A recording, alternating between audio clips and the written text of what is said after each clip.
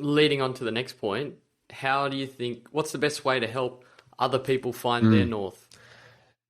Helping other people find their north is something that's like probably a big part of what I try to do from a work sense. I think first we need to take off our rose-colored glasses. So I've written a blog post called the Glass Prison at some point. Sorry, there's a lot of them.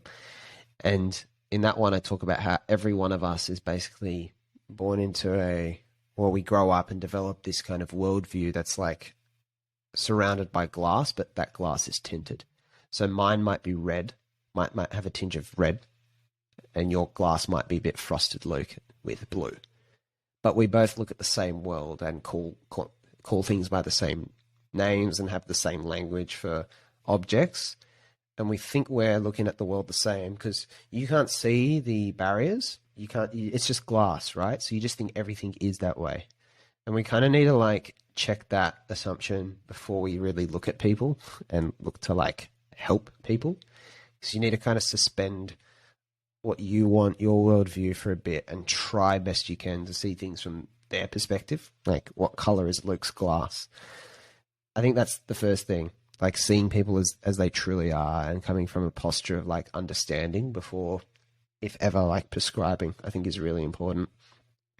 And then you're always in a vantage point to help someone see their blind spot. So I've come to the conclusion that people will see in themselves a lot of the things they're good at, but they will rarely ever see their biggest superpower. I think that's because it's normally so ingrained in who they are to be their biggest superpower that they take it for granted. They don't realize that not many people can do that. I don't think you realize that you are a very good, maybe an incredibly good question asker and potentially podcaster. I remember we were having a conversation and I was like, I actually think Luke is probably someone who'd be really, really good at this. Especially if he like put effort into it, because I've been interviewed a lot and I've done a bit of the podcast stuff, and so I can yardstick you compared to those people. For you, you've always lived inside this curious brain as the question asker. So how can you tell? Never thought of it. Yeah, never thought of it. It might just go on to be the thing never you're best thought of at. it from that. I had the frame experience of reference. once where a good friend of ours, Gilly, was introducing me to someone at a cafe. And he introduced me, he said, "This is Joe. Does many things, but mainly he's a thinker." And I was just like, wow, I'm a thinker. That's a good, wow. Yes, that fits. That makes sense. It's almost better than writer. Yeah. I'm a thinker.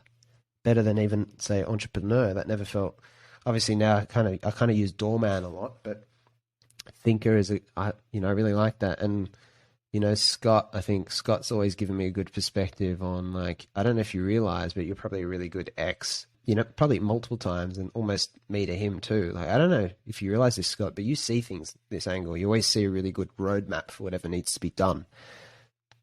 And I don't think other people can see that. That's why maybe sometimes you might even have trouble communicating with people they can't see. So I think that's really important. The other thing is that beautiful quote from A Nice Nin, to go back to the rose-colored glasses things, like, we don't see things as they are, but as we are.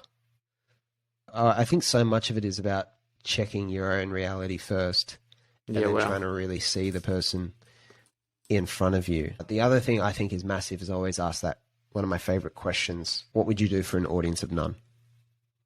Like, what would you do if it was an empty theater? You're not necessarily just singing, but you're performing. Everything you do is a performance in life, right? So whether it's working a job, whether it's starting a project or a business, whether it's singing, dancing, and art, whether it's being a parent, thinking a certain way, everything you do is a performance or a game you choose to play. And there's always a reason why you've chosen to do it. So, but if I gave you an empty theater and said, what would you just do well, you're not going to do anything that's for money because no one's paying you. It's an empty theater. And you're not going to do anything for attention because no one is there to applaud you. Like, the only applause you really have to give is your own, for yourself. And why I love that question is, for me, it seems to strip back all those extrinsic reasons for doing something. External things like money, like I just said, approval, praise, validation, social status. A lot of those things are like really bad basis for making decisions most of the time because they are based on other people, and other people have the power. So if their values move, what they want moves and changes direction, you would have to follow it. Whereas coming from an intrinsic place by default, which is just what you would do for an audience of none, what you do because you just enjoy doing it. Again, remember like episode 125 or whatever it is, enjoy the process. That normally reveals what people like are just deeply, truly interested in. And because of that, it's a really sustainable thing for them, and they'll move towards it.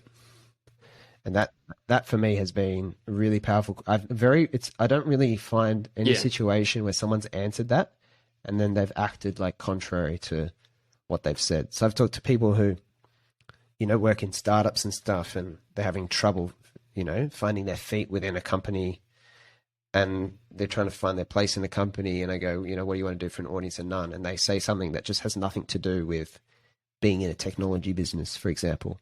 And I'm like, this person is not going to find a real like kind of glove fit role here, not in like a really traditional capacity, because it's actually just not what they deeply want to do. A lot of the time we do things because we got to pay the bills. So we develop competencies at certain things. And so we end up doing that for a while, and we just think that that's our thing, but we struggle with the motivation to take the next step up. It's not because you're not good enough. It's because you're not actually that deeply, deeply interested in it. You might be kind of interested in it, and you might have developed an interest in the interest of, sustaining yourself. But sometimes it's just like, you can't really fake that. You can't fake that. But for me, that has always helped reveal like what people should be doing. I've asked it to a lot of people who think they're really interested in something, and their answer has always tricked them into like revealing their true selves. Yeah. It is external. Those questions are extremely powerful in the sense that, because you're sort of biased towards choosing those external. Well, you can be. There can be a tendency to lead towards making decisions based on potentially pleasing your family or pleasing other people at a time, and you might not even realize it. So if you can, sounds like what you're suggesting is potentially ask yourself those questions. What would you do for an audience of none, or what would you do when no one's looking? Think of it on an island where there's no one there, and you could just do whatever you want. What would you do? Like, great. It's one of the most popular pretty concepts good question. That I managed to birth on the blog. Like everything I do on the blog, obviously, there's no such thing as a purely independent individual achievement. Like, it's all been helped by people in my environment. But that is one of the most popular. And I just want to emphasize that, because relative to like, at the moment, 180 other posts and ideas and all that shit. So obviously if something stands out amongst that, it's got to be for a reason. And it has just connected with people a lot, because it's I think it's useful because you can just self-check. It's always great. Like, self-talk is hard. Like, be more motivated. It's not necessarily going to work. It's really easy for other people to manipulate our state of like how we feel in a given point in time. Hard to just generate it on your own.